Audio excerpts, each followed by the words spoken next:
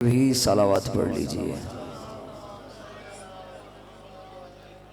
جتنے مریض ہیں تمام مریضوں کی شفا یابی کے لیے، تمام بے اولادوں کی اولاد نرینہ کے لیے، اور فرزند زہرا حضرت بقیت اللہ الاعظم کے ظہور کی تعجیل کے لیے بھی صلوات پڑھ لیجئے۔ یہ بہت اونچی صلوات ہے، تھوڑی آہستہ صلوات پڑھیے۔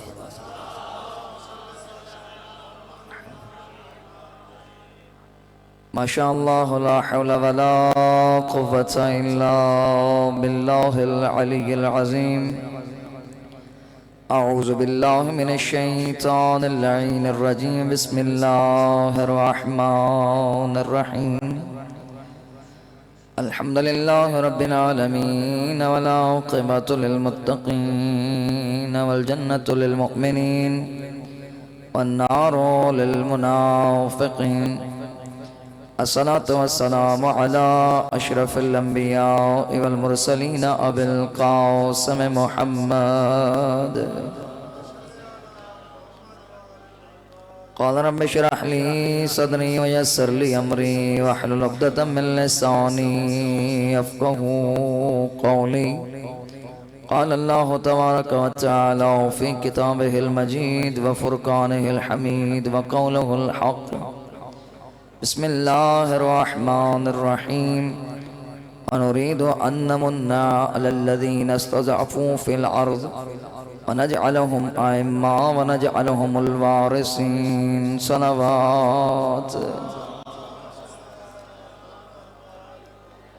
بارگاہ رب العزت میں التجا کرتے ہیں کہ مالک ہمارا اپنی بارگاہ میں آنا قبول و مقبول فرمائے، ہماری خطائیں معاف فرمائے، ہماری حاجات کو روا فرمائے، بانیان کے اس اہتمام کو شرف قبولیت عطا فرمائے، ہمارے مرحومین کے درجات بلند فرمائے، اور جن جن لوگوں نے اس مجلس اعزا میں اپنا کریکٹر جو بھی ادا کیا ہے اس کے ذریعے ان کے مرحومین کے درجات بلند فرمائے، اور جو کاوشیں کر رہے ہیں اس مجلس حسین کو بپا کرنے میں، اور جن لوگوں نے اپنی زمینیں اس امام بارگاہ کے لیے وقف کی ہیں ان کے نامہ اعمال میں اس مجلس اعزا کا ثواب درج فرمائے، اور فرزند زہرا حضرت بقیت اللہ الاعظم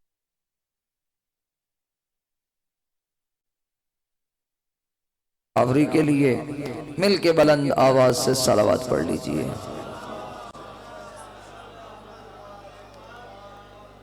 نعرہ تکبیر۔ نہیں، خالی کا نام بلند ہے اسی عقیدت کے ساتھ، اسی مودت کے ساتھ، اسی محبت کے ساتھ جس طرح علی اللہ سے محبت کرتے تھے۔ نعرہ تکبیر۔ نہیں، ابھی بھی کچھ لوگ سوئے ہوئے ہیں، اپنی آوازوں کو بیدار کرتے ہوئے نعرہ تکبیر۔ اچھا، تھوڑا سا ہو گیا ہے دل میں محبت کا نور، یقیناً ابھی ایک اور نعرے سے یقیناً ہمارے دل اور اللہ کے اس توحیدی نعرے سے ہمارے دل اور منور ہو جائیں گے۔ نعرہ تکبیر، نعرہ رسالت، نعرہ رسالت۔ آگے تو بتانے کی ضرورت نہیں ہے، اگلا نام کس شان سے لینا ہے، کس عقیدت سے لینا ہے، کس محبت سے لینا ہے، کس ملنگیت سے لینا ہے، کس نورانیت سے لینا ہے، کس حقیقت سے لینا ہے، کس ولایت سے لینا ہے۔ ہر بندہ اپنے عقیدے کا اظہار خود کرے گا، کیونکہ یہ وہ نام ہے جو قبر میں بھی کام آنا ہے، دنیا میں بھی کام آنا ہے، اولادوں میں بھی کام آنا ہے، نسلوں میں بھی کام آنا ہے۔ نعرہ حیدری۔ توجہ ہے، اس کا لاکھ لاکھ شکر ہے کہ اس نے ہمارے دلوں کو ولایت علی کے نور سے منور کر دیا ہے۔ میں اسی ایک جملے پہ یہ دیکھنا چاہوں گا کہ مجھے کتنا پڑھنا ہے، کیونکہ یقیناً صبح سے یہ عزاداری ہو رہی ہے اور اب بہت وقت ہو چکا ہے، نماز کا وقت بھی قریب ہے۔ فقط ایک جملے سے دیکھوں گا کہ مجھے کتنا پڑھنا ہے۔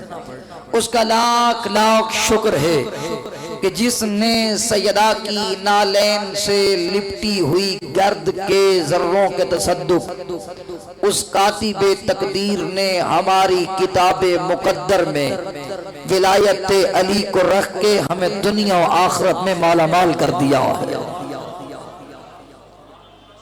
اور اگلا جملہ آپ کی محبتوں کو دیکھتے ہوئے یقیناً ہم صبح سے بیٹھے ہیں، ہمیں پتہ ہونا چاہیے ہم کہاں آئے بیٹھے ہیں، اس مقام کی عظمت کیا ہے، اس جگہ کی رفعت اور بلندی کیا ہے۔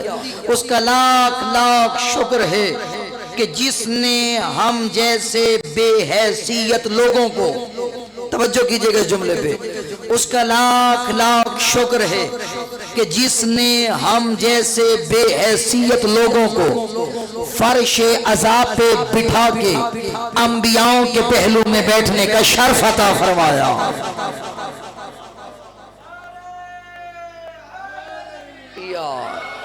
یعنی کوئی عام جگہ نہیں ہے جہاں انبیاء آنا فخر سمجھتے۔ یہ آپ نہیں پڑھتے حدیث قصہ میں وَحَفَّتْ بِهِمُ الْمَلَائِكَةُ وَاسْتَغْفَرَتْ لَهُمْ إِلَىٰ أَن يَتَفَرَّقُوا، او مالک اللہ اس مقام پہ اتنی خوشبو کہاں سے آ گئی جو آج ملائکہ آسمان پہ آئے ہیں، ان کی خوشبو ایسی ہے کہ ہمارے دلوں کو ٹھنڈک مل گئی ہے، خالق کی آواز آتی ہے، ان سے پوچھو یہ کہاں سے آئے ہیں، تو ملائکہ تڑپ کے کہتے ہیں اللہ نے وہاں ایک بندے کے دل میں محبت اہل بیت ڈالی تھی، جس نے مجلس کرائی تھی، وہاں مومن آئے تھے، ہم نے اسی مقام پہ اپنے پروں کو مس کیا تھا، اللہ نے اتنی خوشبو عطا کی ہے جس سے عرش بھی معطر ہے، فرش بھی معطر ہے۔ توجہ ہے، عام مجلس اعزا عام جگہ نہیں۔ اگلا جملہ آپ کی توجہ کو دیکھتے ہو، میں تو یہ سوچا تھا تھک گئے ہیں لیکن آپ ابھی بھی تازہ بیٹھے، تو اسی ایمانی طاقت کے ساتھ اگلا جملہ عرض کرنے لگا ہوں۔ اس کا لاکھ لاکھ شکر ہے کہ جس نے ہماری آنکھوں کے اندھے کنویں کو، توجہ کیجئے گا، ہماری آنکھوں کے اندھے کنویں کو وہ گوہر نایاب عطا فرمائے جس کی قیمت مصر کا بازار نہیں زہرا کا رومال ہے، جس کی قیمت مصر کا بازار نہیں۔ یوسف بکا تھا کھوٹے سکوں کے عوض، لیکن تیرے اور میرے آنسوں کی خریدار زہرا ہے۔ اگلا جملہ سنیے گا، چلیں اس جملے پہ آپ نے بہت قدر کی ہے تو اگلا جملہ آپ کی سماعتوں کے نظر کرنے لگا ہوں۔ اس کا لاکھ لاکھ شکر ہے، توجہ کیجئے گا، اس کا لاکھ لاکھ شکر ہے کہ جس نے ہمیں فرش عزا پہ بلا کے دنیا میں جنت کے مزے سے آشنا فرمایا۔ کیونکہ قبلہ علامہ السید غلام علی شاہ نقوی علی اللہ مقامہ کا ایک جملہ ہے، وہ یہ فرمایا کرتے تھے جن لوگوں کو علی سے نفرت ہے تو وہ جنت کیسے جائیں گے؟ کیونکہ جنت میں بھی آگے علی کھڑا ہوگا، فقط آگے نہیں، جس جنت کے دروازے پہ جا کے رکے گا، جب اس کا کنڈا کھڑکائے گا، کنڈا جب کھڑکے گا آواز آئے گی علی علی علی، وہ منافق علی تو دنیا میں بھی جلتا ہے وہاں جنت میں بھی جلے گا۔ تو میں یوں کہنا چاہوں گا علی کے نام سے جلتے ہو تم تو یوں ہی صحیح، توجہ کیجئے گا، علی کے نام سے جلتے ہو تم تو یوں ہی صحیح، قدم قدم پہ میں اس علی کے گیت گاؤں گا، خدا تو حشر میں دوزخ میں تم کو جلائے گا، میں دنیا میں علی علی علی کر کے جلاؤں گا۔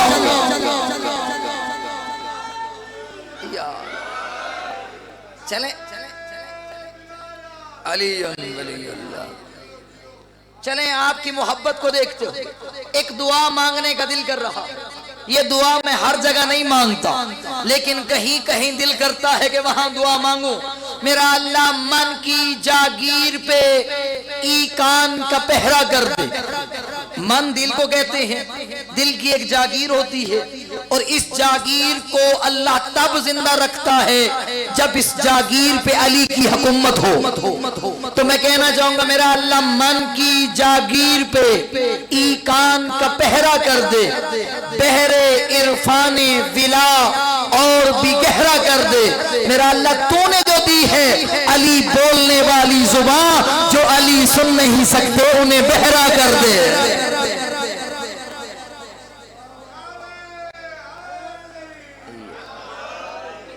کیونکہ بہت سارے دنیا میں ایسے حکمران گزرے جن کو علی اچھا نہیں لگتا تھا، لیکن علی سنانا، علی پڑھنا یہ علی کے چاہنے والوں کو زینت دیتا ہے۔ اور ایک ایسا تھا جسے میسم کہا جاتا ہے، لیکن اس نے بھی علی پڑھا تھا۔ توجہ کیجئے گا، اس نے بھی علی پڑھا تھا۔ یہاں منبر پہ بیٹھ کے اپنے لوگوں میں علی پڑھنا اور ہے، وہاں دشمن علی کے سامنے سولی پہ چڑھ کے علی پڑھنا اور ہوتا۔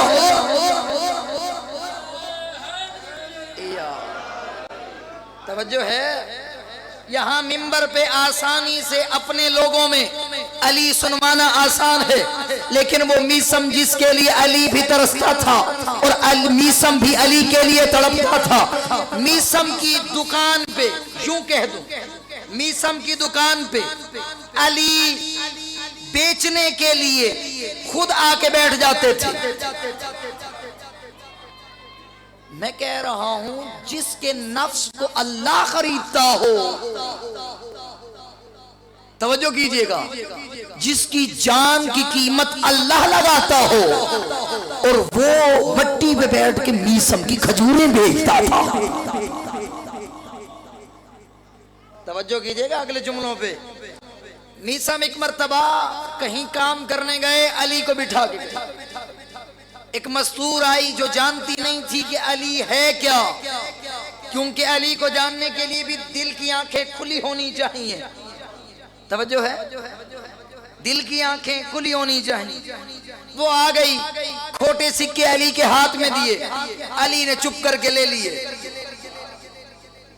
کھجوریں اٹھائیں اسی کو دے دی، وہ لے کے چلی گئی۔ میسم آئے، علی کے ہاتھ میں کھوٹے سکے دیکھے، کہا یا علی اچھی کھجوریں دے کے کھوٹے سکے لے لیے۔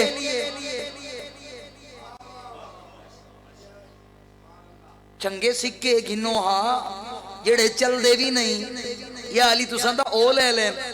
علی نے فرمایا میسم مطمئن ہو کے بیٹھ جا، کیونکہ تو اس کے ساتھ بیٹھا ہے جس کا دل اللہ جانتا ہے یا آل محمد جانتے ہیں۔ توجہ کیجئے گا، ابھی میسم اور علی کی باتیں ہو رہی تھی، پریشانی کے عالم میں وہ مستور جو کھوٹے سکے دے کے گئی تھی دوڑتی ہوئی آئی، اے بندہ خدا، تو نے کھجوریں جو دی ہیں وہ خراب ہیں، میں نے ایک کھولی خراب نکلی، دوسری کھولی خراب نکلی، وجہ کیا ہے؟ کہا جیسے پیسے دیے تھے، جی ہو جائیں پیسے دیتے آنی کھجوریں ہو جیاں۔ اب میسم کے ہاتھ میں کھجوریں آئیں، کہا یا علی یہ تو ٹھیک تھی، کہا میسم اس نے جیسے پیسے دیے تھے اللہ نے علی کے ہاتھ سے لی ہوئی کھجوریں ویسے ہی بنا دی۔ اسی میسم کو علی بتا رہے ہیں، میسم تو میرا چاہنے والا ہے نا، تجھے میری محبت میں سولی پہ لٹکایا جائے گا۔ میسم مطمئن، ساکو پتہ لگ بنے آج مجلس سے بم پٹنے ہیں، تو بلا ساڑھا ایمان کتنا مضبوط ہے، ہاں جی چلو تھوڑا دیا ایک اندازہ لاؤں، اتھا ہی میں کوئی پستل جا کے آ بنے، آج تو سا مجلس سنی تو بلا تو آکوں جیڑا ہے اتھا مار دھڑے سن، کتنے بندے آس کو، کہیں کو پوتر یاد آوے سی، کہیں کو جوان نسل یاد آوے سی، کہیں کو رشتہ دار یاد آوے سی، جیڑے ڈھیر محبتی ہیں انہاں کو گھر آلے یاد آوے سی۔ توجہ ہے، بہرحال یہاں میسم کو پتا چلا کہ میں علی کی محبت میں سولی پہ لٹکایا جاؤں گا، میسم کا انداز بدل گیا، پوچھا یا علی کہاں لٹکایا جاؤں گا؟ کہا کوفہ کی سرزمین ہوگی وہاں تجھے سولی پہ لٹکایا جائے گا۔ کہا یا علی جگہ کی نشاندہی کرو، بتایا یہاں پہ کھجور کا ایک درخت لگے گا، اب لگانے والا خود میسم ہے، ہر روز پانی بھی دیتا ہے، نماز بھی پڑھتا ہے، پھر تڑپ کے کہتا ہے کب جواب ہوگی تجھ پہ چڑھ کے میں علی پڑھوں گا۔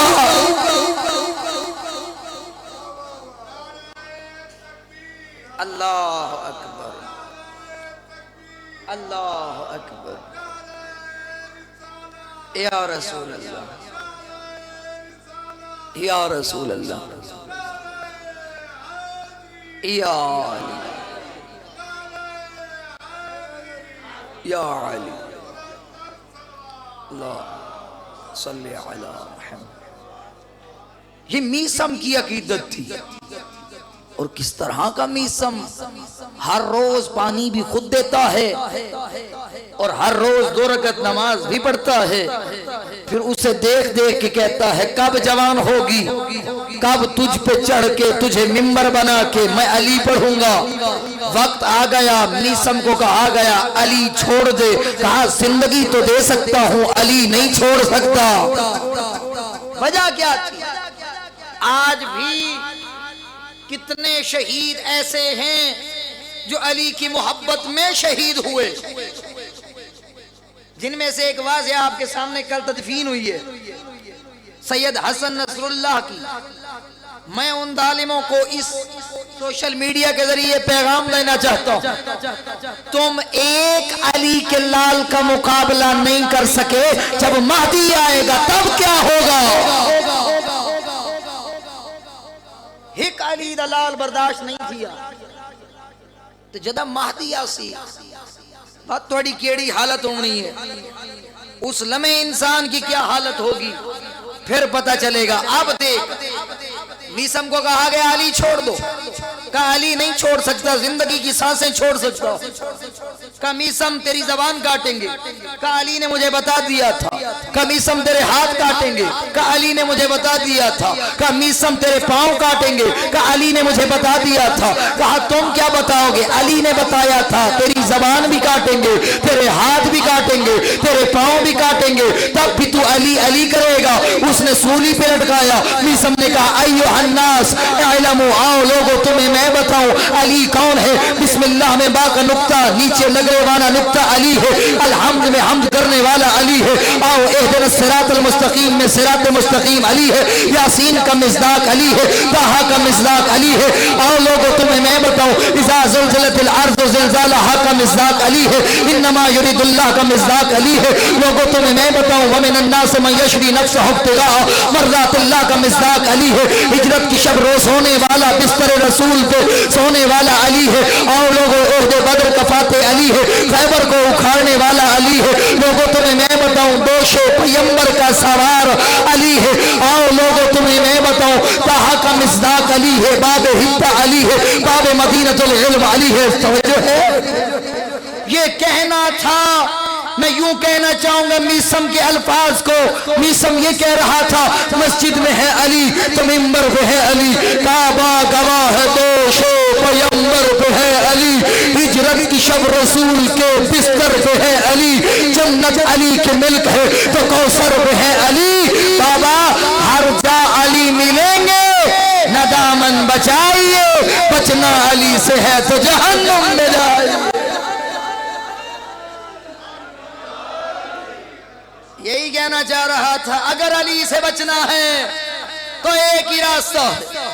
یہ کہنا تھا، اس نے کہا جلدی کرو اس کے پاؤں کاٹو، اس کے ہاتھ کاٹو۔ کہا میثم علی کی زبان کو جھٹلاؤں گا۔ کہا تیرے اندر اتنی جرت نہیں، میرے علی کی کہی ہوئی بات ہر بات سچی ہے، تو میری زبان بھی کاٹے گا؟ کہا نہیں کاٹوں گا۔ کہا لوگو آؤ تمہیں میں بتاؤں، مجھے علی نے بتایا تھا اس کا باپ یہ نہیں وہ ہے، اس کا باپ یہ نہیں وہ ہے، اس کا باپ یہ نہیں وہ ہے۔ جب شجرے بتانا شروع کیے نا، اس وقت ابن زیاد ملعون نے کہا جلدی کر میثم کی زبان کاٹ، کہیں میرے باپ کا پتہ نہ چل جائے۔ توجہ ہے کہ جلدی کر۔ علی کو ماننے والا کبھی بے نمازی نہیں ہوتا۔ توجہ ہے؟ یہ نہ ہو بندہ کرے علی علی لیکن بہنوں اور بھائیوں کا حق غصب کر لائے۔ جس کا تعلق علی سے ہے وہ کبھی اپنی بہن کا حق نہیں کھاتا۔ توجہ ہے؟ قبر دا 2 گز زمین دا ٹکڑا، اس ٹکڑے میں زیادہ زمین تو نہیں جاتی، کوئی پیسے کفن یا کوئی جیبا شیبا، یہ جڑے جتنے بھی سیاسی پارٹیاں ہیں سارے ٹیکس کھا کھا کے اتنے مربے اتنے پیسے اتنے ڈالر بنائی کھڑے ہیں.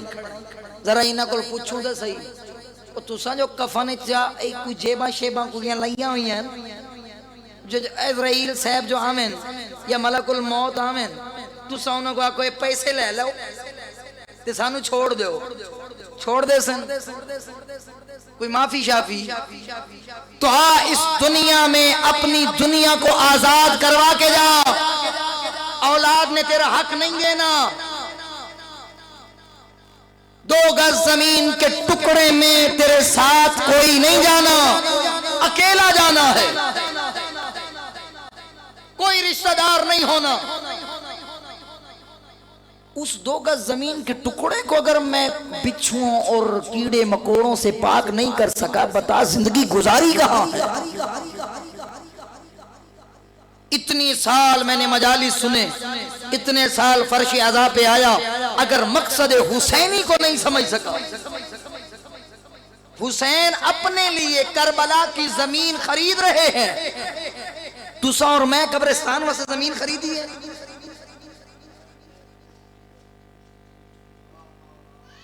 چوری ڈکیٹی حق غصب کرنا, زہرا کے حق پہ رونے والا خود حق غصب کر کے بیٹھا ہے. ایک ایک زمین کے ٹکڑے کے لیے زندگیاں لے لی جاتی ہیں.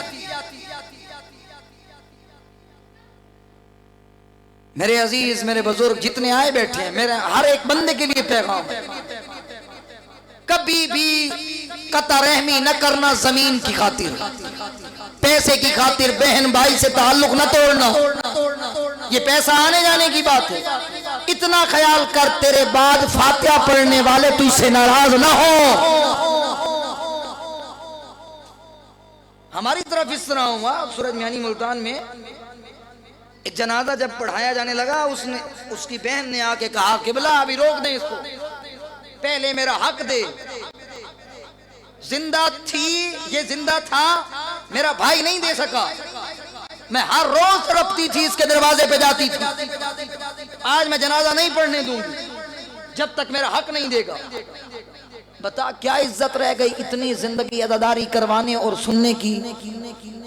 عزادار حسین اتنا بڑا نام لکھوانا, اور پھر جب مرا ہے کبھی بہن کا حق کھایا ہوا ہے, بیٹی کا حق کھایا ہوا ہے.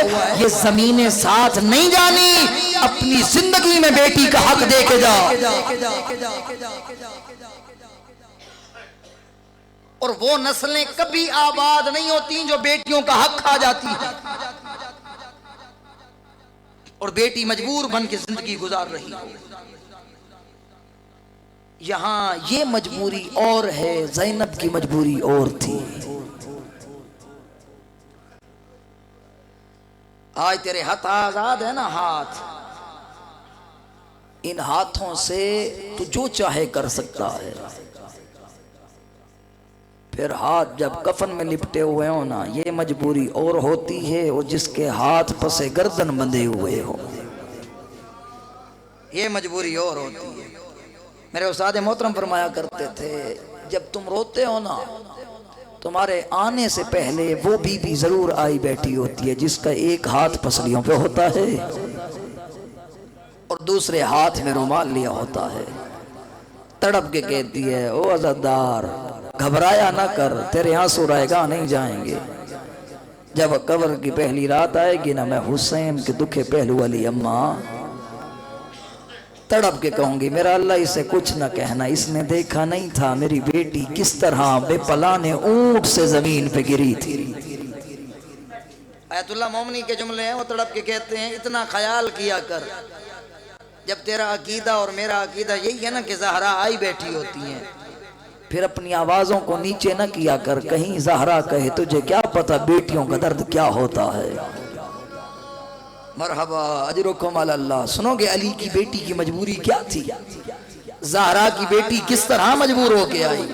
میں آپ سے پوچھتا ہوں ڈی خان والوں, جب بھی کبھی کوئی بہن دور سے آنا ہو نا, کسی بہن نے بھائی کی لاش پہ پتہ چل جائے, پہلے تو اسے بتایا نہیں جاتا تیرا بھائی مر گیا ہے, اور اتنی دور سے جب آتی ہے نا اگر پتہ بھی چل جائے پھر کہا جاتا ہے ابھی جنازہ ٹھہراؤ، جنازہ پڑھ بھی لیا جائے نہ، کہا ابھی رک جاؤ دفنانا نہیں ہے، کیونکہ اس کی لاش پہ بہن نے آنا ہے۔ اور جب بہن آ جاتی ہے نا، ہمارے سرائکی والوں کا دستور یہ ہے، جب بہن بھائی کی لاش پہ آ جاتی ہے نا، پہلا کام یہ کرتی ہے، کفن کے بند کھولتی ہے، پھر کفن ہٹاتی ہے، پھر بھائی کے لبوں پہ لب رکھ کے کہتی ہے او میرا نواب ویر، چاہے کتنا بھی غریب ہو تڑپ کے یہی کہتی ہے او میرا سلطان ویر۔ لیکن آج جب عالیہ بھائی کی لاش پہ آئی، حالت کیا تھی؟ ہاتھ پسے گردن بندھے ہوئے تھے، خود کو بے پلانے اونٹ سے گرایا، اور گرانے کے بعد کفن پہنا ہوا تھا۔ حسین کی حالت کیا تھی؟ پتھروں میں ڈھکی ہوئی لاش تھی، غریب بہن نے پتھر کوہنیوں سے ہٹانا شروع کیا، پھر تڑپ کے ایک ہی جملہ کہا انت اخل حسین، کیا میرا مہاجایا حسین تو ہے؟ کیا میری ماں کا بیٹا لخت جگر، وہ زہرا نے جسے چکیاں پیس پیس کے پالا تھا، کیا وہ حسین تو ہے؟ پھر دو سوال اور کیے، تڑپ کے کہا یا اخی این رأسک، میرا بھائی بتا تیرا سر کہاں چلا گیا؟ میرا دل تھا میں تیرے سر کے بوسے لیتی، تیرا سر نظر نہیں آ رہا۔ پھر اگلا بین کیا، کہا یا اخی این صابعک، بتا تیری انگلی کہاں چلی گئی؟ لیکن حسین کا ایک ہی سوال ہوا، یا اختی زینب این رداؤک، بتا تیری چادر کہاں چلی گئی؟ یقیناً عالیہ نے تڑپ کے کہا ہوگا نا او میرا بھائی حسین، ابھی تیرا سر نیزے پہ تھا، ظالم نیزے لے کے آ گئے خیام میں، فقط چادریں اتاری نہیں، ہمارے سروں کو لہو لہان کر دیا، خیموں کو جلا دیا۔ آؤ سلام پیش کرتے ہیں، سلام کرنا مستحب ہے، جواب دینا واجب ہے۔ جب بھی کوئی عزادار سلام کرتا ہے نا، دکھے پہلو والی بی بی ہمارے مرحومین کی قبروں میں چلی جاتی ہیں، مرحومین پوچھتی ہیں آقا زادی کیوں تکلیف فرمائی؟ تڑپ کے کہتی ہے تیرے بیٹے نے فلاں مقام پہ بیٹھ کے میری عالیہ کو سلام کیا تھا، میں حسین کے دکھے پہلو والی اماں اس سلام کا جواب دینے آئی ہوں۔ السلام علیکم یا ایتنا المقتولہ، میرا سلام ہو اس بی بی پہ جسے ہر بازار میں مارا گیا۔ مرحبا اجرکم اللہ، اپنی آوازوں کو کھلا چھوڑو۔ تڑپ کے کہتی تھی السلام علیکم یا ایتها المظلوم، میرا سلام ہو اس بی بی پہ جسے ہر بازار میں مارا گیا۔